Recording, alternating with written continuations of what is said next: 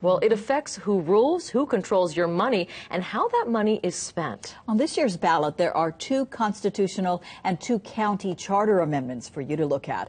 We continue our Commitment 2012 coverage with KITV4's Lara Yamada, and she joins us with why each one is important to us all. Lara. Well, Yunji Paula, here's an example. In 1 year, the county has raised $366,000 in camping fees. But how you vote will determine where that money goes. I had to read it 2 or 3 times and kind of pick the sentence apart and say, now, who's this going to benefit and how and why? A tough but important read. On Oahu, there are 2 county charters on the ballot.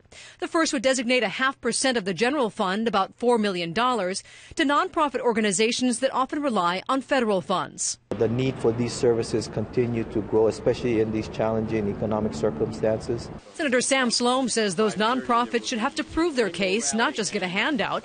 He's also against an amendment allowing the council to designate money collected from a specific activity, such as fuel taxes for road maintenance or camping fees for campsite improvements. There's always been a concern from the public. You keep raising fees, but services don't get delivered. There's an opportunity to get what you pay for. You lose a lot of control and you will spend more money. I'm urging a no vote on that.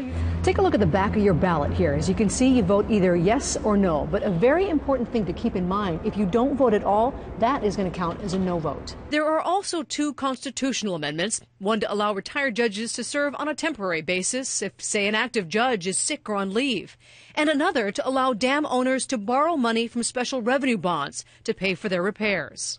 Of course, many of them are 50 to 80 years old, some of them even older. It's the responsibility of the state to inspect them, and the state has not been very good in that.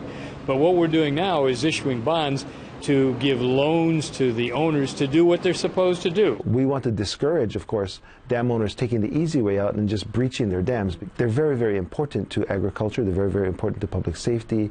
All changes, one way or another, worth voting for. I want to make sure that the funds are spent in the right places.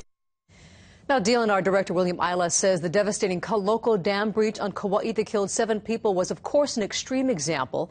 But he says the state regulates a total of 150 dams. 200 more are unregulated. He says those dam or reservoir owners would have to pay back all of the money they borrow with interest. Back to you. All right.